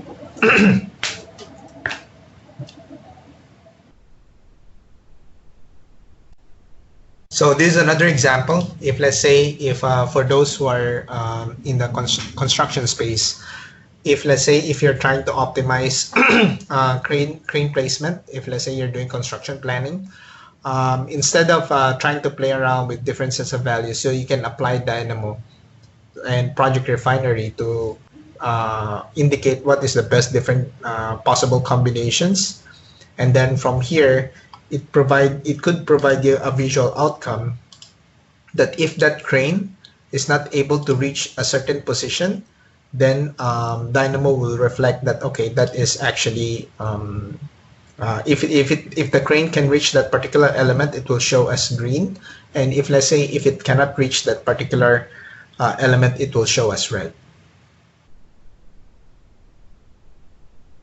Okay, so in this exercise, what I will do for those who are not able to catch up, I will provide you a Dynamo script with a completed one. And then I will explain of basically how to generate that step. So I will attach it in the chat, in the conversation box over here. Just give me a second here.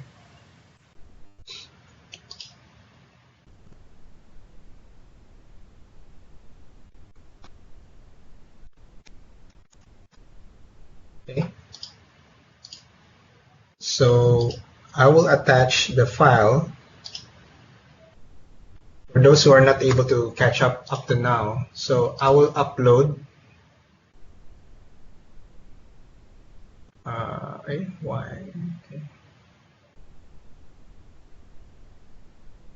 Were you able to see from the attachments? I just uploaded the Dynamo script. If you guys are able to download, just let me know.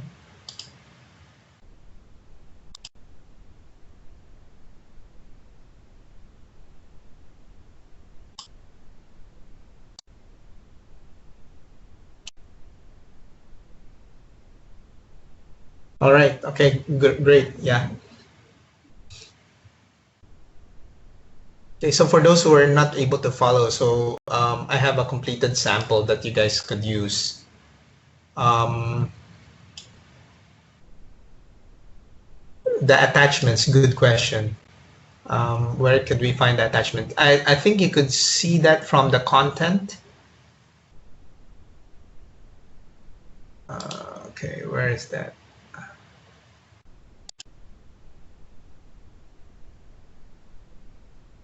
Okay, so what John Timari told us is that under the Share Content tab,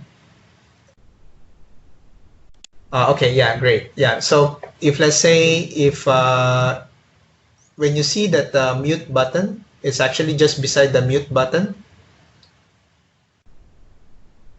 and then there's a Share Content tab or Manage Content, then you can actually see the attachments that I uploaded. Yeah. So maybe for those who were not able to follow, I mean, we could just use that file.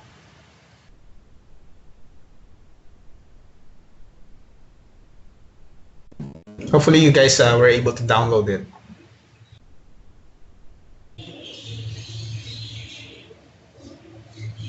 Okay, so so in order to get started with generative design, first we need to understand what we want to achieve, and we need to define the problem. We need to identify where the inputs and outputs, and basically how we want to review the results. So so this is what we're going to do.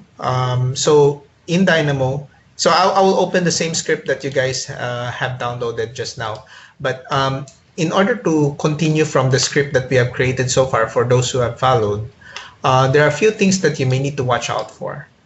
Okay, so as I mentioned earlier on, when you're preparing for your Dynamo script, you may need to understand your inputs and your outputs as well. So in our example, right? So the manufacturer told us, okay, I can only manufacture 2 meter length of glass.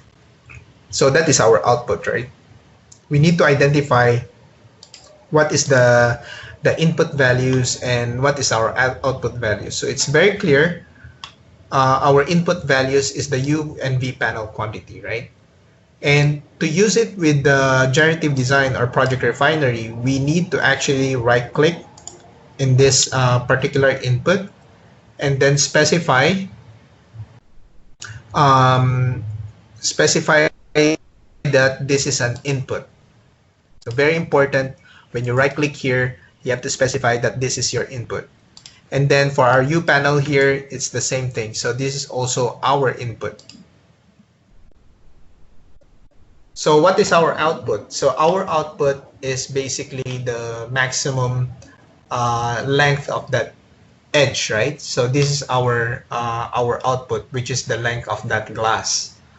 But as a best practice in Dynamo, when you're defining outputs, you have to use the watch node, right?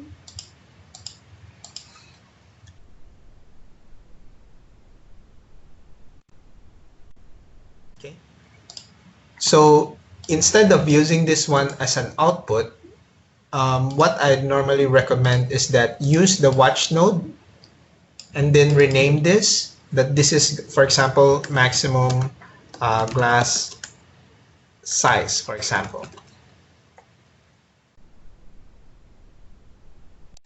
So from here, you could actually right click and then specify that this is your output. So it means that, okay, whenever we run that Dynamo script, it provides us the result for the inputs for our U and V panel quantity. And then over here, this is our output, right? Which is the maximum glass size. Right? So now we understand, okay, so we understand what we want to achieve. Our objective is that based on the number of panels, Project Refinery should tell us that, okay, this is the length of that particular glass. So what else that we need to look out for? We have this function called data remember node. Okay.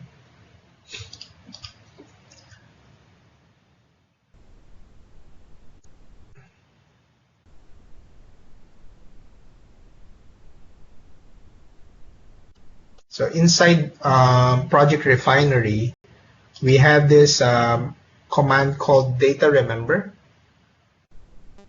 So this is very important. Why is this important? If let's say you're processing information from Revit, whenever you're using Project Refinery, it ensures that the previous selection that you have done, in this case, it is our surface.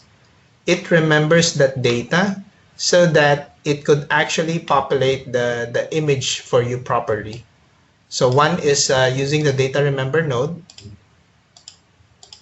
in between, so that whenever the surfaces get selected out from Revit, that data remember node processes that information accordingly to the rest of the nodes. So here, so that's one. I may need to use a data remember node here as well. Okay, so I have my list of polyfaces here. Yeah, there you go. So that should be the structure. So if let's say you're processing information out of Revit, you need to introduce that data remember node. I think that should help you in terms of generating that Project Refinery script.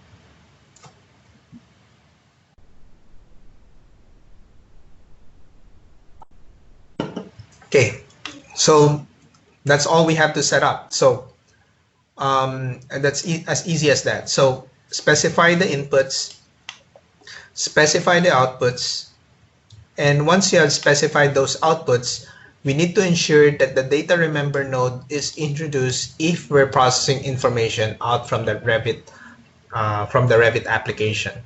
And this could give us the visual indication as well.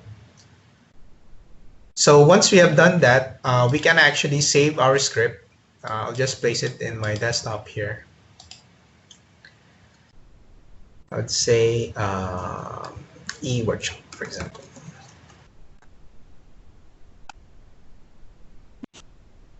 All right. And then if you guys have managed to install Project Refinery 0.6, you would see generative design as part of the tabs here under Dynamo. So under generative design, all you have to do is open up your Dynamo script. Okay, so maybe let me just save this and I will open up the file that I've shared with you.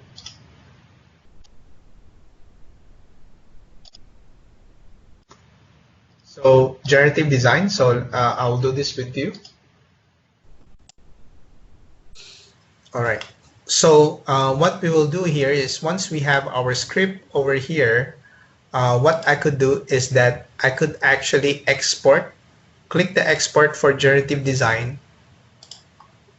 And then, okay, let's just run the graph. So it will prompt you if there's any actions that you may need to perform in Dynamo, right? So whether you need to save or you need to debug certain things, you need to actually do that first prior to export. So what I would do here is maybe put a description here. So maybe just put a name or a quick description. If you want to add an image for this, you can do so as well. So I can export this. So now the export is complete. So once you receive that check mark that the export has been completed, so you can close this window, and that is the first step that you may need to do. So the next step is basically using this function called create study. So when you select create study,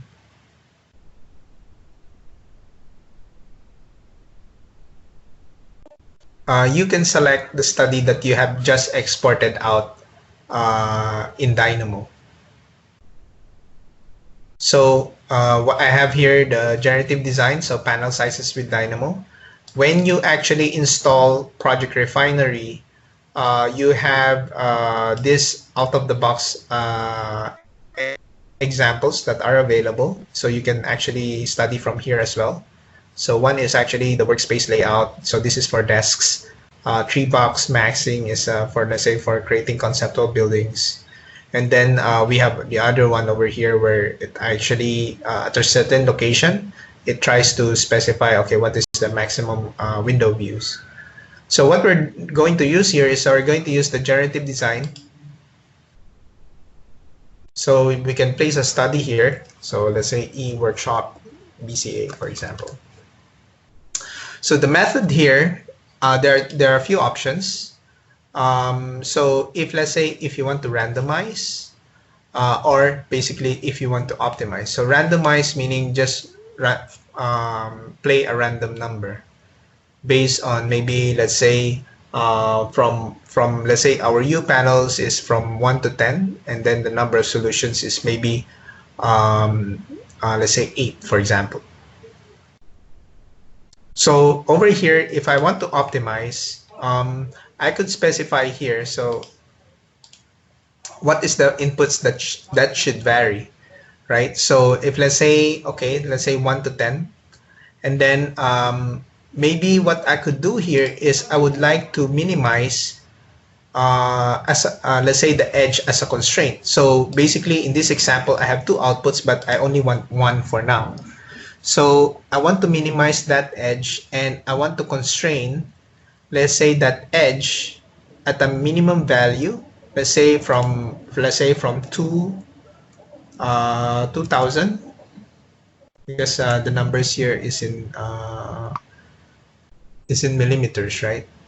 Am I right? Was it in millimeters? Okay, let me just look up the numbers here. Yeah, correct. Yeah, correct. So if, let's say, because our current value here is in millimeters, right? So you may still need to follow the same numbers that you have in your Dynamo script. So hold on. Where's that?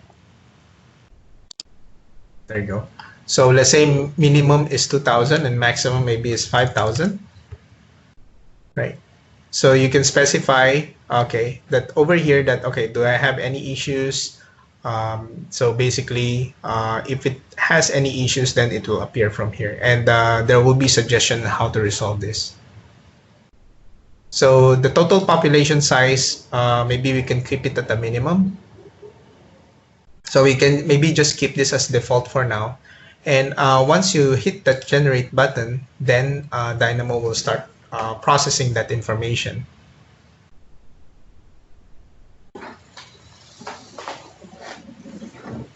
So for some of you, if your machine is not powerful enough, I think this could take some time. Maybe it will take about a few minutes. You can also create studies in parallel as well.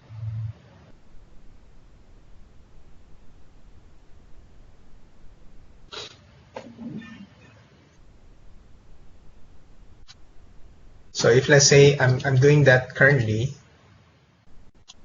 okay, let me just create another one.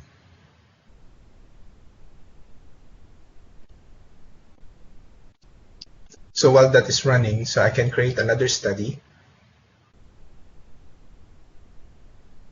So instead of optimizing, what I could do is I can use the same study and then create a new one.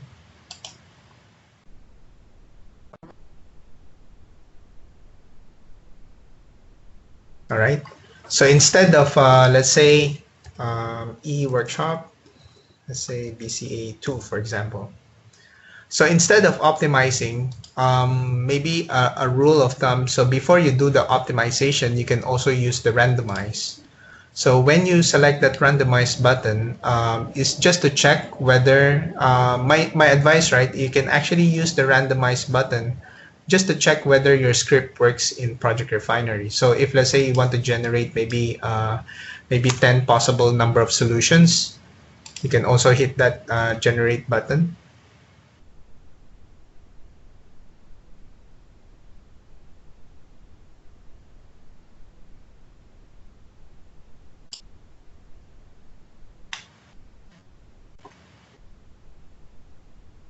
Uh,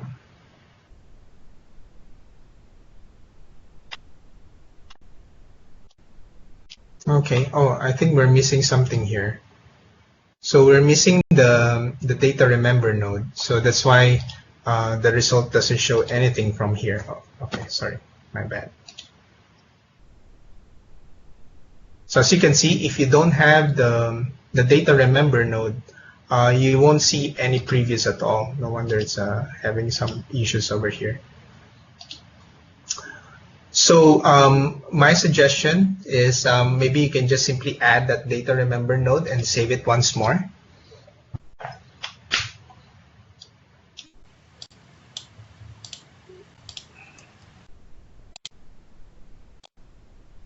Place that over here.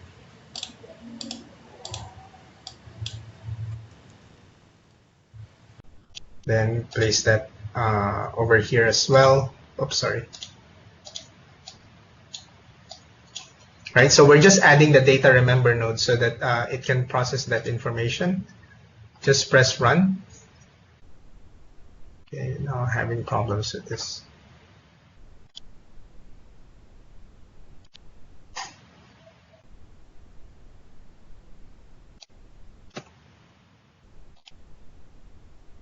Let me just close this for a while. Okay, we don't have a surface.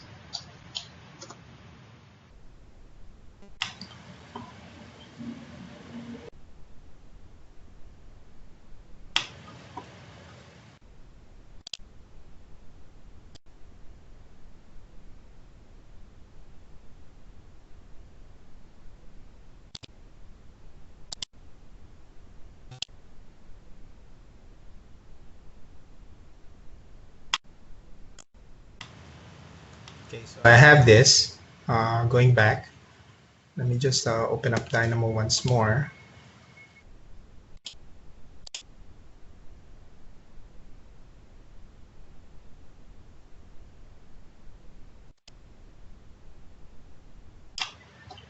Okay, let's run this script.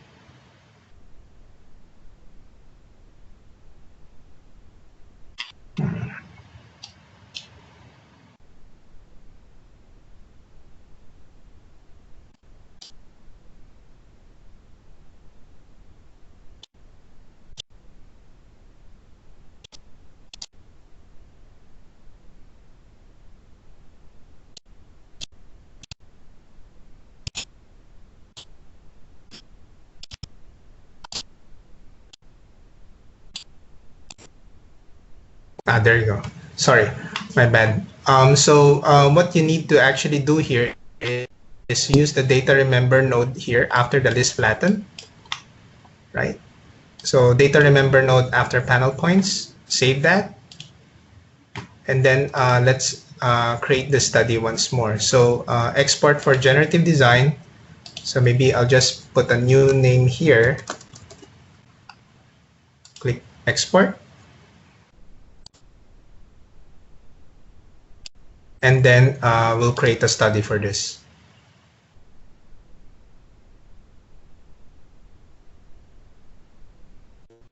So we have the panel sizes with Dynamo, which is new.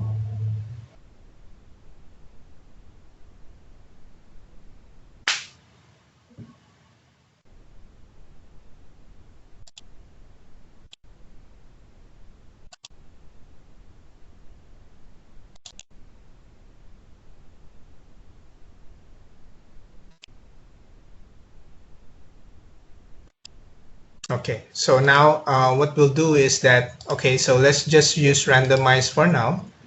And then maybe I would say e-workshop BBCA 3, right? So now we'll just place the total number of solutions maybe up to 8 and hit generate tab here.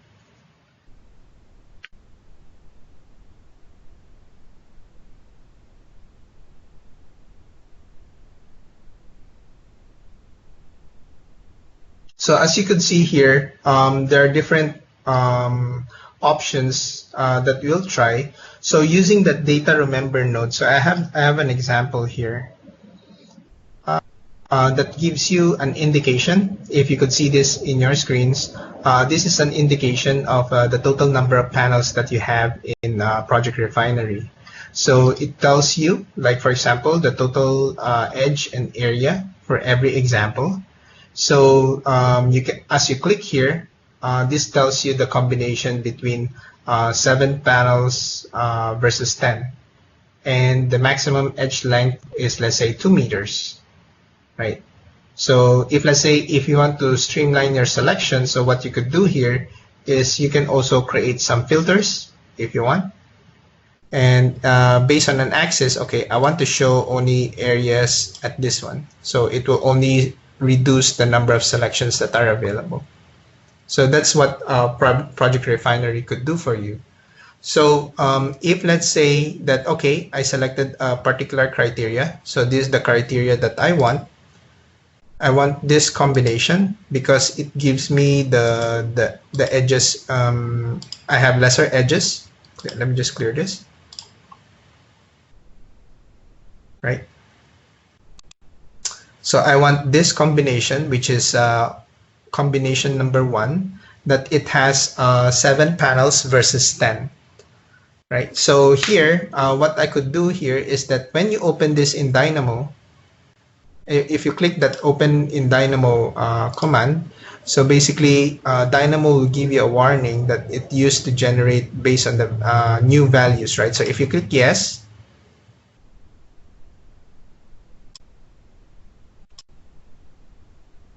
so now you would see here that basically you have 7 U values versus 10 V values.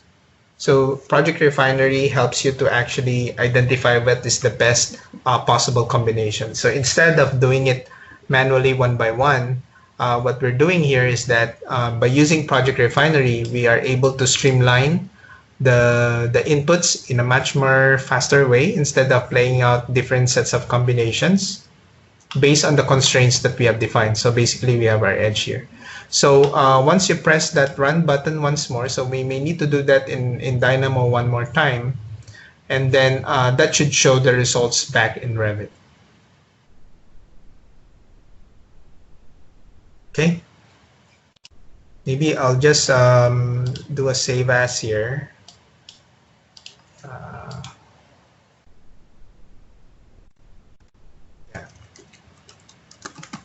For those who are not able to follow the data remember, I'll just add another one. So generative design completed.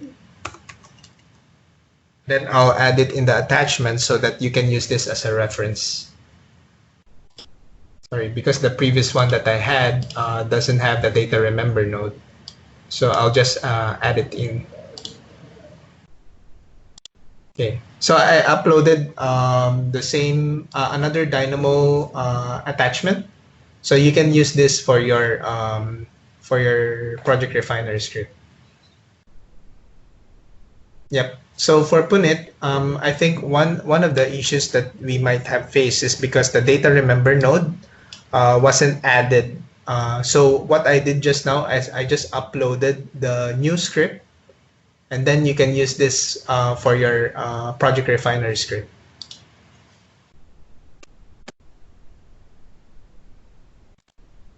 So based on the new script, the new script that I provided to you, that should show, and you can use that as a reference.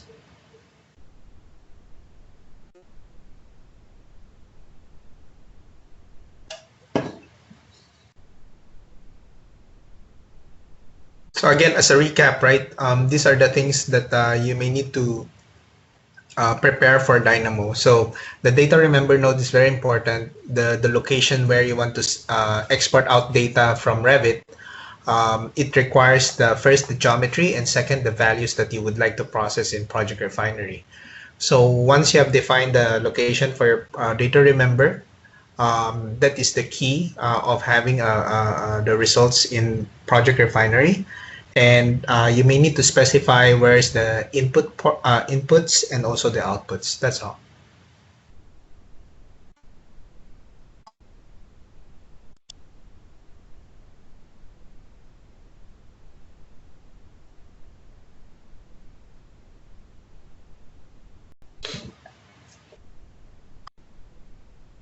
All right. I think this goes for the first half of the session.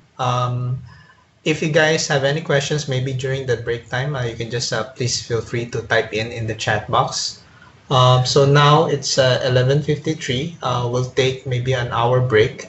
So we will resume at around 12:50, if that is fine, or around 1. And then we'll continue on with the second half of the session.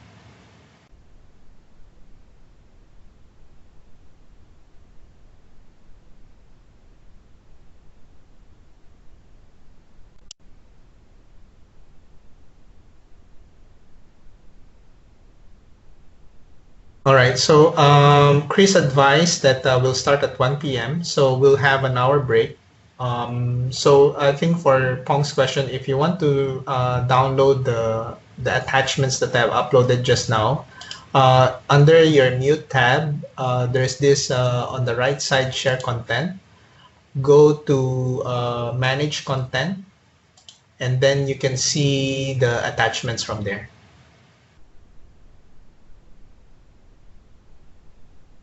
Currently, the files that I have here is in 2020.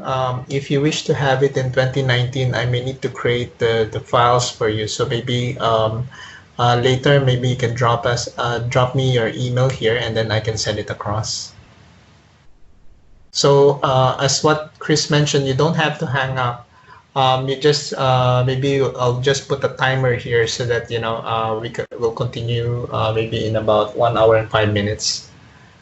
And then we'll resume from there. Maybe Rodolfo, you can just drop message your email address so that I can send that. I'll try to find the Revit 2019 version if I have it on hand right now. All right. Okay. So I think time to freshen up. Just have your lunch and then we'll resume back at 1. Thanks.